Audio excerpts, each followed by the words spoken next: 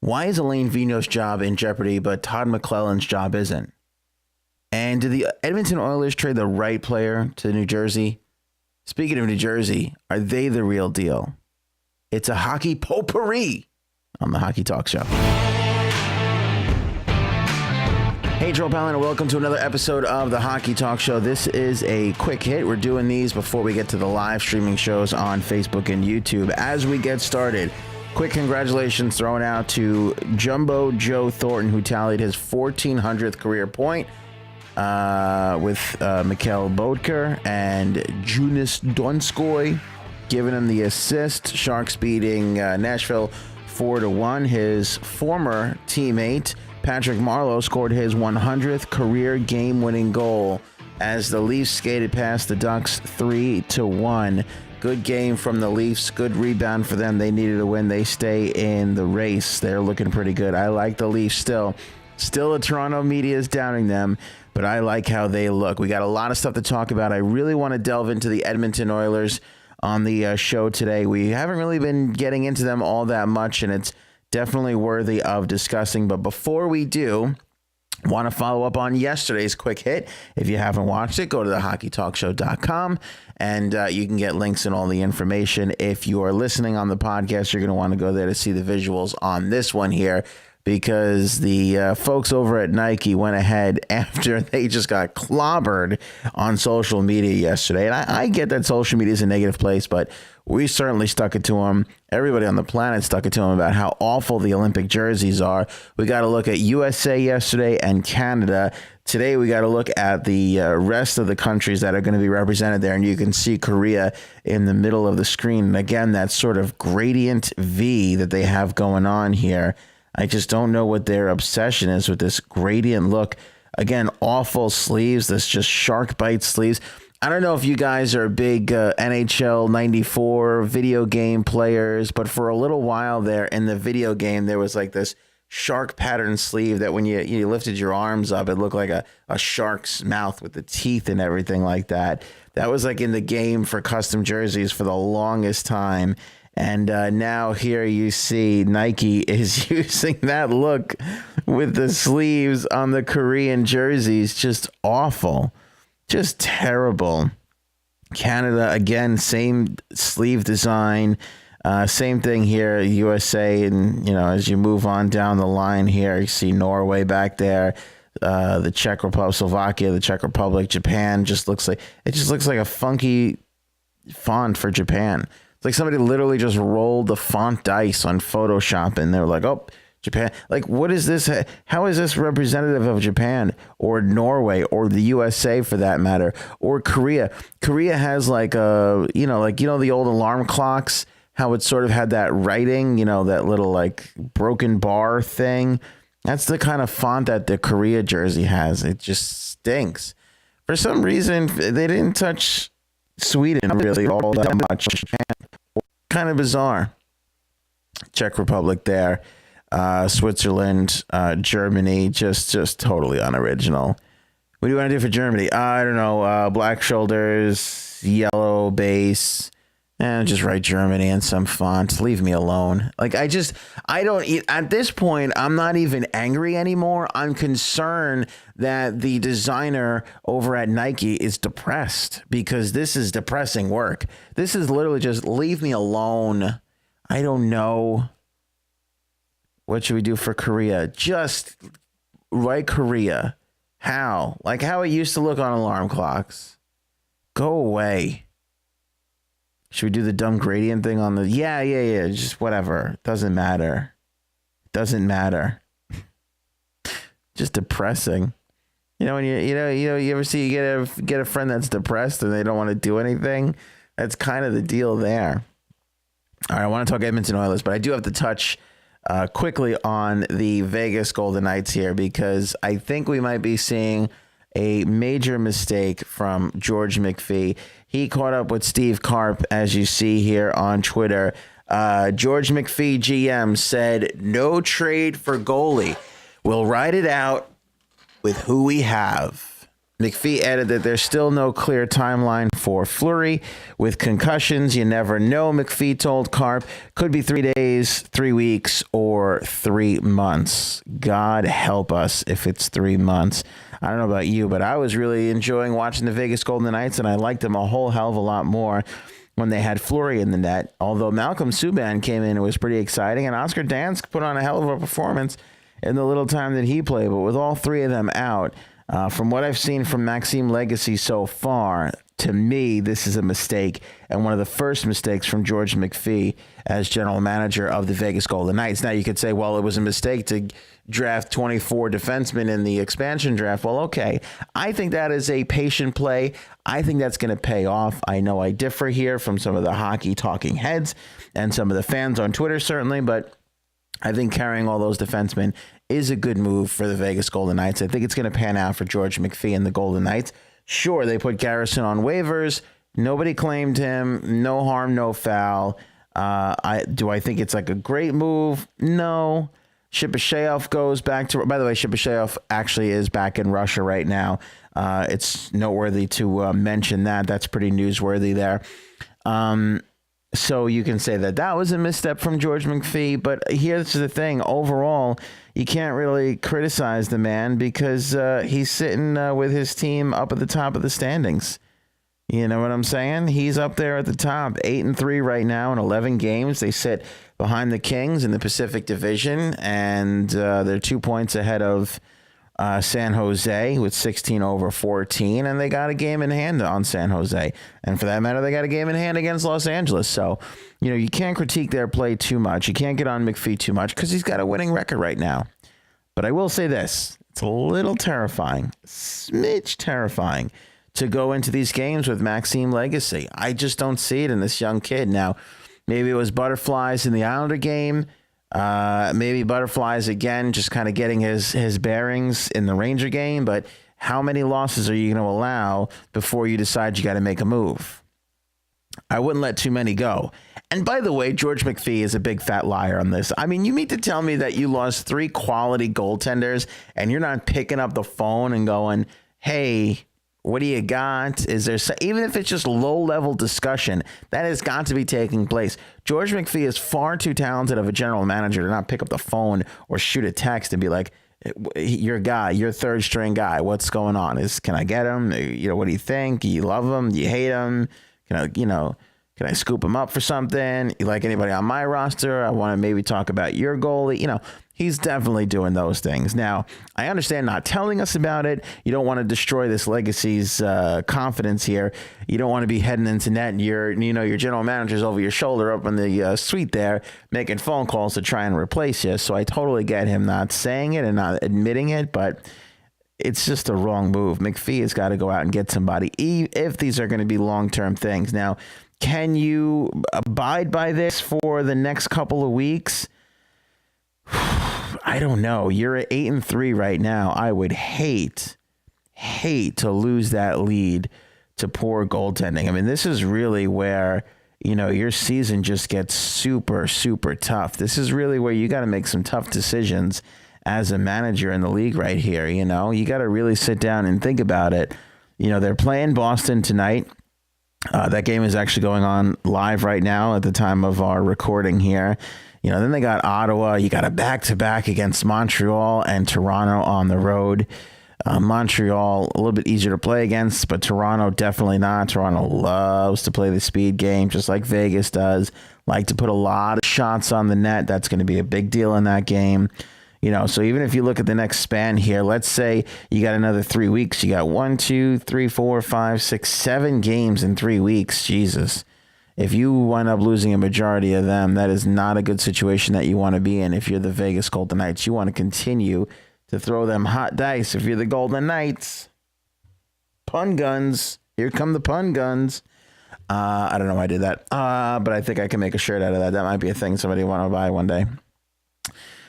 You don't want to go ahead and lose this wonderful lead that you've carved out for yourself here. And you got some stiff competition ahead of you with Ottawa, Toronto. Winnipeg has been hotter as of late. Montreal, again, like I said, they're not spectacular. They're still in the dumps, but they've been picking it up a lot more lately than they had at the start of the year there. So we'll wait and see what happens with the Vegas Golden Knights. But I don't buy George McPhee whatsoever when he says that he is not working the phones looking for a replacement. I absolutely think he is, and he absolutely should be. Let's delve into the Edmonton Oilers really quickly here. Why is Alain Vigneault's job in jeopardy and Todd McClellan's job isn't? When you look at the standings, granted, the New York Rangers are sitting far worse than the Edmonton Oilers in this. Well, actually, are they? 13 games. The Rangers are 4-7-2. They have 10 points. The Edmonton Oilers in 11 games are 3-7-1 with 7 points. So they're equally abysmal. I got to be honest with you, though. I am going to pat myself on the back. Was one of the rare hockey people that knew the Rangers were not going to be that good, knew the Rangers weren't going to come out of the gate all that great. If you don't believe me, go ahead and look at my video where I was asked if the Rangers should trade Henrik Lundqvist, and I said undoubtedly yes. And the caller called me crazy, and I stand by that. And I took quite a beating on social media after that video hit the web, and I still stand by it today. The Rangers should definitely trade Henrik Lundqvist if they're out of it, I said. And I did say in that video, and I stand by this, that the Rangers aren't as good as people say they are. The Rangers are all these high expectations coming into the season. I never saw it. I never, to me, saw a forward core that was built here. I never saw a defense that you can have confidence in. They let Girardi go. I like the addition of Shattenkirk, sure. Never going to argue with Ryan McDonough. Mark Stahl has been completely off his game the last few years. And I think they got a lot of things to work on. Brady Shea is unproven, good youngster, but they got a lot of these unproven forwards that you don't really know who they are. And I think they're all pretty similar players. I've said this a whole bunch of times before. My point is, I had much higher expectations for the Edmonton Oilers before the season than the Rangers. So why is it that when the Rangers go into the tank, Alain Vigneault's got one game to prove himself or he's getting fired, according to the rumors, yet I haven't heard a peep about Todd McClellan's name being mentioned as being dismissed. Now, let me say, I don't think either of these guys should be dismissed. I don't think either of these guys are the problem. But I think that the expectation at Edmonton was a little higher. And I'm just surprised that the reaction from the hockey media is not, hey, Todd McClellan's on the hot seat.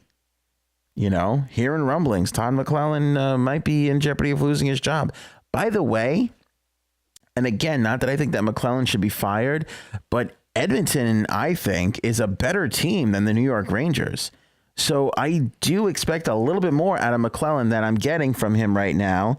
And I think he should be held accountable for that. I'm not saying he doesn't have his team prepared, but what I'm saying is this team should be playing a little bit better than what they're doing right now. Now, I do think he has some issues to deal with, especially with his lines.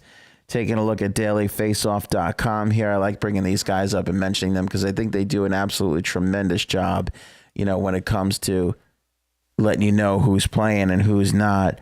McDavid and Maroon, they're producing points, but I think Maroon's riding his coattails. I guess Draisaitl is up on that line right now, which is fine. You want to really get a spark going, you're going to have to stick those guys together. It's a Taves-Kane situation. You don't want them together all the time, but when the going gets tough got to get going. You got to get a spark in those guys. So put 29 with 97, sure.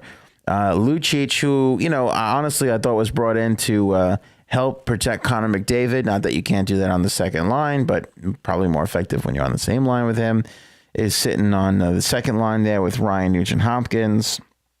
Kailer Yamamoto, how he is still in the National Hockey League to me is just the biggest surprise ever. He sits at 8 games with 3 assists. Why is this player on your second line? I don't understand it.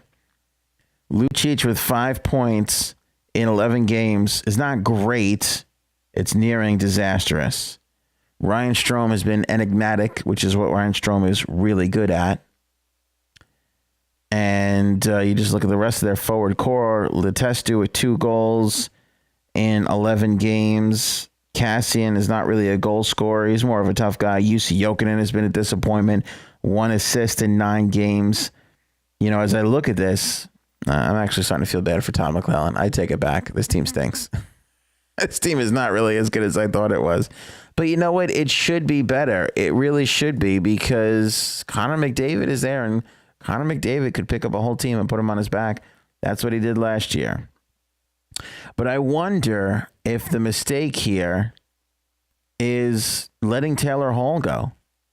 Because if you look at Taylor Hall's numbers, and again, I'll bring it up on the screen, by the way, if you're listening on a podcast, thanks. Rate and review us if you can, but keep in mind that the show is available in video form on Facebook and YouTube on a daily basis, Monday through Friday. Each and every single day, you get a fresh new Hockey Talk show.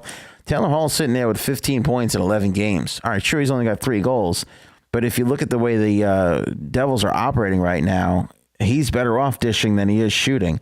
Look at how friggin' even the Devils scoring is. It's ridiculous. Hall with 15 points. Will Butcher hasn't scored a goal, but he's got 11 assists. Jesper Bratt has been great. 10 points in 11 games. Who the hell knew Jesper Bratt's name before this year? Adam Henrique, 8 points in 11 games. 7 points for Brian Gibbons in 11 games. 7 points for Kyle Palmieri in 7 games. 7 for Heishier, 5 for Stafford in 8 games, 5 for Marcus Johansson in 10 games, which is pretty good because he never really had a good start like that when he was with the Caps. John Moore, Jimmy Hayes, so on and so forth. I mean, they got 4 points out of Jimmy Hayes in 10 games. That's pretty damn good. That is pretty damn good, since, you know, Kevin Hayes with the Rangers is projected to be the better player, and Jimmy Hayes might be on a better team this year. It's kind of crazy. But you look at Hall's stats, 3 goals, 12 assists, 15 points. And I look at Ryan Nugent-Hopkins.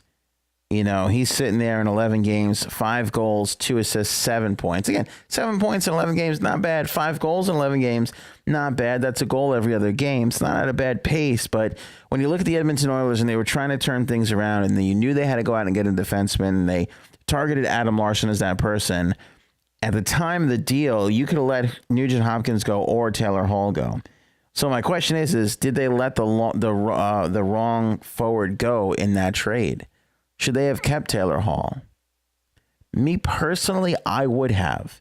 Easy for me to say that now in hindsight. You know, it's easy for me to sit here and be like, boy, Edmonton screwed up. They should have kept Taylor Hall. I'm just saying I would have. You know, these stats might flip-flop by the end of the year. Nugent-Hopkins may have 20,000 more points than Taylor Hall. I would still tell you that I would have kept Taylor Hall, but it will work out more in Edmonton's favor. But, you know, it's a decent question to ask. Like, wait a second here. Should Edmonton have gotten rid of Taylor Hall? Because he's skating really well right now for the New Jersey Devils. Let's stay on the New Jersey Devils. Are they the real deal or what? 9-2 to start the season, 18 points. They haven't lost a game in overtime.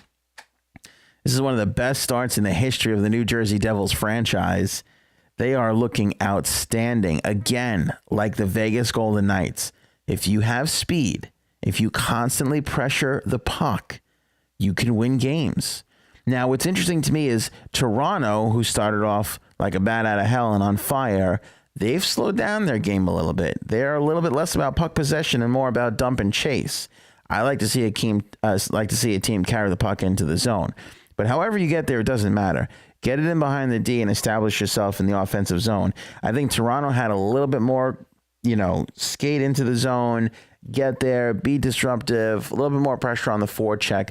Where in the last couple of games, I've seen them pull back a little bit. Interesting sort of strategery from Mike Babcock on that one, to bring an old George W. Bush quote back there. But with Toronto, I like to see them let the ponies run, let the dogs out. Who let the dogs out? Mike Babcock should be the answer to that question. There was a lot of cheesy things today. Did not get a lot of sleep last night. So Jersey plays with that sort of style that Vegas plays with. It shows that in this great league of wonderful parity, it doesn't really matter if you have Crosby, Malkin, Kessel. It doesn't matter if you have, Taves, Kane, and Saad. You can get beat by a team concept. If you play in a good team concept, you can get beat. Now, it doesn't hurt to have outstanding goaltending as well, which is exactly what the New Jersey Devils have. And Corey Schneider should not be taken lightly. Guy's in the prime of his career. He had a crummy year last year. He's obviously off to a good start. The team is built very well there in New Jersey. I like the way they're built. They got some character. They got, Brian Boyle back in the mix now. I think he's going to be helpful for them, especially down in that bottom six forward core. Could win a face-off, super good at penalty kills. Tough guy, not afraid to mix it up, not afraid to get in front of the net, get in front of the other team's goaltender. So there's a lot to like about the Devils game right now. They're enjoyable to watch. I've been watching a couple of their games a little bit more than usual, which goes back to what I said the other day, which is it's just been an exciting year for the league so far. It's been a really great year, filled with a lot of excitement. But I keep my eye on Todd McClellan because the Oilers have to do something. They have to figure out how to get out of this jam, because I don't know if trades are going to be available to them necessarily. And at some point, there's an old saying, which I just made up 3 seconds ago, which is that bad starts get coaches fired. And that's pretty true. You can get off to a bad start and you can lose your job. You can lose a good coach over a bad start, which is why you heard all the Vigneault rumors that he was going to go, which I super don't agree with again. But Todd McClellan, if they continue to falter, you can't waste time with Connor McDavid. That is super important to keep in mind. You can't sit there and burn 5 years. Look at the Islanders with John Tavares. They burned a lot of time trying to figure it out. And here they are. He's at a walk year. And I don't think they're going to lose him, but it's not out of the realm of possibility. You can never totally shut that door. You can never say 100% John Tavares will be an Islander. You got to say 99.9999%. But there's that 0.00001 that he may just get sick of it all and leave. It's still possible. And you don't want to have Connor McDavid in that same situation. Even though I know that he signed for a huge amount of time. Still, at some point, he is going to come up for free agency. Keep in mind, he's 19, 20 years. How old is McDavid? He's just super young. So young and successful, it makes me sick. He's 20 years old. He's going to have, at 30, he's still going to be amazing and have a chance to walk. But going back to the Edmonton Oilers here, are they putting too much stock in Cam Talbot? He's only got 3 wins on the season. I'd love to see his statistics here. I'm going to bring up Cam Talbot's numbers. 3.1 goals against average, 904 save percentage. Not great. Not great for the Edmonton Oilers. Another team like Montreal, like the Rangers, that are just going to have to figure it out, They're just going to have to figure it out. A couple of rumors surrounding the Edmonton Oilers. Let me see here. Elliot Friedman suggests the Oilers could be affected by whatever decisions the Rangers make. Friedman said that Peter Chiarelli has a lot of balls in the air, as UC Jokinen is reportedly available, and at least one team has interest in defenseman Matt Benning. UC Jokinen and Matt Benning are not going to make me answer the phone. If I'm a general manager and Peter Chiarelli texts me and says, do you have any interest in UC Jokinen and Matt Benning, I am going to put my phone in a lot of water. No, absolutely not. Oilers could be in the same position as Montreal Canadiens, Elliot Friedman said, could force them to look within for improvement. Friedman suggests that Jesse Puljujarvi could be available could be a valuable trade chip, That's a big if management determines he's not a fit in Edmonton. So what Friedman is saying is either bring up Puljujarvi, who's down in Bakersfield right now, see if he helps you there, or trade him. I think he's a little bit more valuable as a tradable asset because you might be able to sucker somebody into thinking that he's going to be good. I'm not saying he's not going to be good. I'm saying he's got 4 points in the AHL right now. That doesn't excite me as somebody that can really help a team out. I don't know if any of those guys are going to be worthwhile to bring in. And again, now you're starting to see this Edmonton, Montreal, New York Rangers triangle of failure that they're all talking to each other thinking like, how can we swing this and help each other? And I don't know if the answers lie in any of those issues for them. Winnipeg Jets say they're getting a lot of calls on third-string goaltender Michael Hutchinson. The Senators' Andrew Hammond could also pop up in the rumor mill. He has a .929 save percentage with the Sens farm team this season. Again, these are the kind of guys that I think the Vegas Golden Knights and George McPhee are going to be calling on, saying, hey, what do you think? Is this guy available? Can I get him from you? Can we make this happen? So there's that. And finally, as another quick little hit here, I want to talk about Clayton Keller, because it's an exciting year for this kid. I know that the Coyotes stink, and that's super unfortunate, but Clayton Keller has been the one bright spot in this organization so far this year.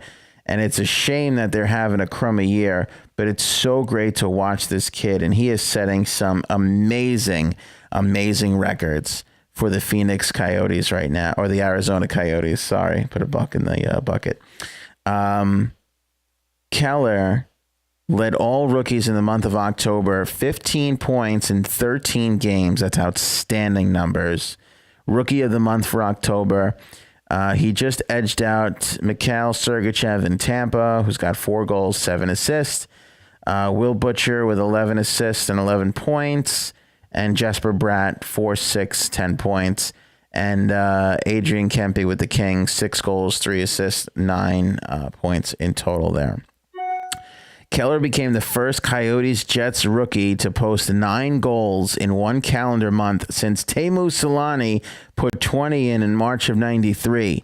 He also became the franchise's first rookie to collect 15 points in one calendar month since Teemu Selanne did it, and Keith Tkachuk did it as well. Each accomplished the feat in March of '93. March was a magical time for them Winnipeg Jets back in the day.